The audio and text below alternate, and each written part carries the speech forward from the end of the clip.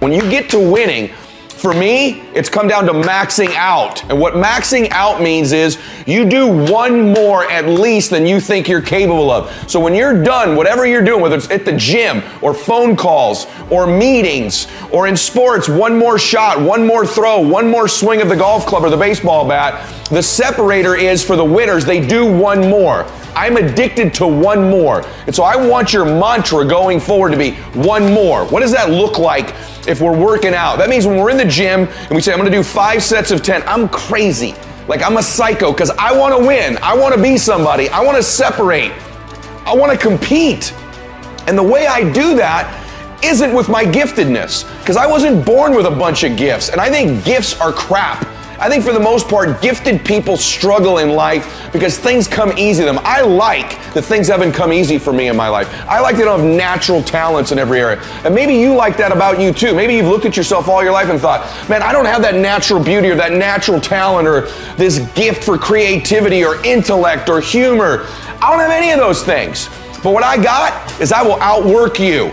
And so at the gym, one of the things I focus on, they say it's 5 sets of 10. When I'm at 10, I go one more, bam, 11. If I'm running on the treadmill and it's a 45-minute run, I never finish at 45. I always go one more minute, 46. If I'm at the office and I'm supposed to make 25 phone calls that day, when I'm at the end of the day, I always do one more. If I've got meetings, I always do one more. My mantra for 3 decades in business has been one more. Why? Because we get out of life what we think we deserve. And I'm the kind of guy that I know when you do 45 minutes on the treadmill and I do 46, I deserve to be fitter. I know that when I'm lifting weights and I watch you do 5 sets of 10, and every single time I do one more. When it's a set of 5, I do 6. When it's a set of 8, I do 9. When it's 45 on the treadmill, I do 46. When it's supposed to be 20 phone calls, I make 21. When it's supposed to be an 8-hour workday, I work 9. Whatever it is, I always do one more. And what that does is it makes me eventually think I'm doing things other people aren't willing to do, so I should get things other people aren't going to get. You are one decision away from changing your life. And you have to accept that. You're one new meeting, one new relationship, one new contact, one new action, one new decision away from shifting your life from where it is right now to a totally different place. So what's the decision? You already know. I could go backstage now. There's something you've been hesitating on. There's a contact you need to make, isn't there? There's a job you need to quit. There's a relationship you need to engage in. Maybe there's a relationship you need to leave. I don't know what it is, but I know there's a decision that you need to make to take you to the next level, just like I know that's true for me. Because decisions shape our destiny when they're backed up by some massive ass action. Okay, but you can't take the action if you don't decide. Everyone say yes. People avoid being desperate. Think of the fact they come here tonight and they're down. They're not where they want to be financially. Their relationships aren't what they want. Maybe they're in a desperate place, and you might think that's a negative thing.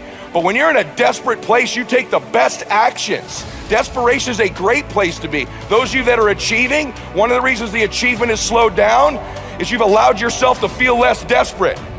When you were broke and starting your business, or when you were brand new in your relationship and you were desperate to get her to love you or desperate to get him to love you, you took massive big action. How many of you are moms in the room? Raise your hand. You moms, if you woke up tomorrow morning and your baby wasn't in their bed, would you be desperate right away, yes or no? Big time desperation. You wouldn't be thinking about what you need to do. You'd be acting, wouldn't you? You'd immediately make the decision. You'd take massive action. You'd search the house. You'd go into the street. Would you worry if your makeup was on right? How you looked, what people thought about you? You wouldn't, would you? Have to have the perfect plan to go find your baby that's missing. You wouldn't need any of that because you were desperate. So when you remove desperation, all this bullshit creeps into your life where you think you have to have the perfect plan and look the perfect way and have the perfect thoughts and be all zen and perfect. What you need is to be desperate. What you need is to get after it. And I want you to get desperate to make that decision. Why? Because our obsessions become our possessions. What you obsess about most regularly, you will eventually possess in your life. The challenge for most people, sisters and brothers, is that we obsess on the things we're fearful of, what we don't have, what we're worried about. And then we end up possessing those things over and over again, rather than programming ourselves to become obsessed with what we want, what our dreams are, what we believe we deserve. When we become obsessed about those things, long term, we end up possessing those things. Can I get an amen for that? Yes? Yet most of us don't replace the external parts of our lives because those things happen naturally without thought. The external results of our life, in order to replace ourselves with the next best version, requires intention, requires obsession, requires desperation. Everyone with me on that, say yes. So it's not unnatural to change. Your friends that think you're crazy to have started your business or come to a seminar or spend money you don't have, they're the crazy ones. It's unnatural to be the same person you are right now next year. For all of you in here, the 35-year-old you should be gone next year forever, and there should be a brand new, better 36-year-old. You 20-year-olds, there should be a better 21-year-old next year. You should constantly be replacing yourself just like your bones do, just like your lungs do, just like your cells do. It's natural to be replacing ourselves, but we're around people who aren't, so we think it's natural not to. I think you got to find a business you're going to start. And here's what I did. I played a game with myself, and that game was this. If I hit my certain goals in a given month, I think you should go touch your dreams. I think you should live in your dreams. I think that the more familiar you become with your dream or whatever it is you want, the more you can touch it, feel it, and be around it, the more likely you become comfortable in it, the more likely you'll acquire it. And so one of the big things that I did was I would set these goals up, whether it be an income goal or a production goal. This is when I was part-time as an entrepreneur. And I'd say, if we hit X, we're going to go away for one night.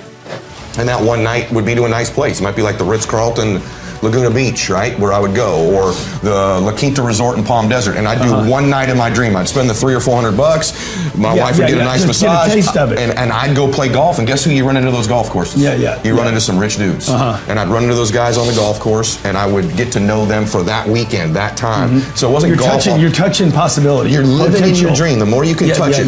If your dream is to feed 1 million people, spend one day a month actually in those charities feeding people. The more you get comfortable in your dream. So you don't wait until you're set to do it. You get little. You never do. You know this. Every little thing you've acquired, even getting Eleni. You talked about how you chased her for 13 months. You got around her a little bit in the meantime, because the more comfortable she could get with hearing your voice messages are from you, the more likely she's going to get in your dream. Because you belong in your dream, but you have to touch it regularly before you get it. A couple ironic things about closing and selling that you may not have ever been told before, but I'm going to tell you. People don't have to believe what you're saying. Is that crazy? People do not have to believe what you're saying. In fact, too many of you spend too much time trying to get people to believe what you're saying. And you come across like a beggar because of it. You seem desperate. Who's ever trained you to get people to believe what you're saying doesn't get influence. There's a subtle difference that the great ones know. And you've probably never been told this before, but I know it.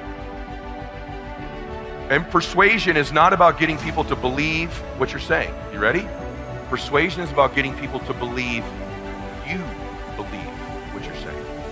That's a subtle difference, brother. That's a subtle difference, sister. If you start to think through, I need to get people to believe I believe this, not to get them to believe it. People buy things all the time they don't believe. People buy things all the time they don't understand. That's okay. We want to educate, we want to train, but they don't have to believe everything you're saying. If they have to do that, you're going to look like you're begging all the time. They got to believe you believe it. That's a different intention. The most certain person always influences the less certain person. When you're exchanging with a recruiter or a client, they're either going to close you or you're going to close them. And that's certainty. Certainty is influence. And you can't transfer to me something that you're not experiencing for real.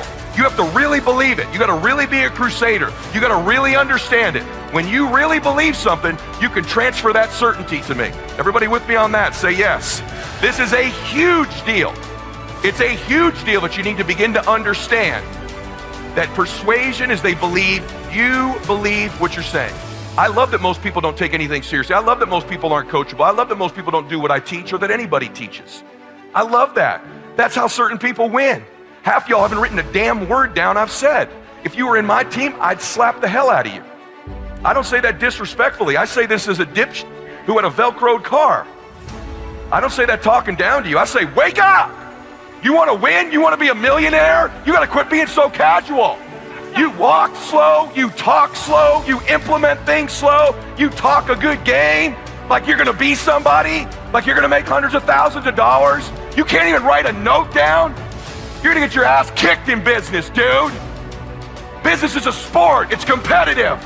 You got to get focused and get in a hurry. Get around a dude like me, we will smash your organization.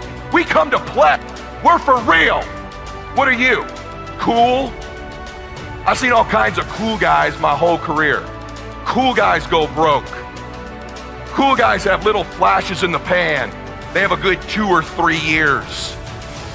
Players who implement strategies that get focused and intense, they win decades. They win multiple championships. You win for 2 or 3 years. You know how many guys I've known that have made money for 2, 3, 4 years that are ass broke now? You gotta win year after year after year to be a player in business. After year to be a player in business.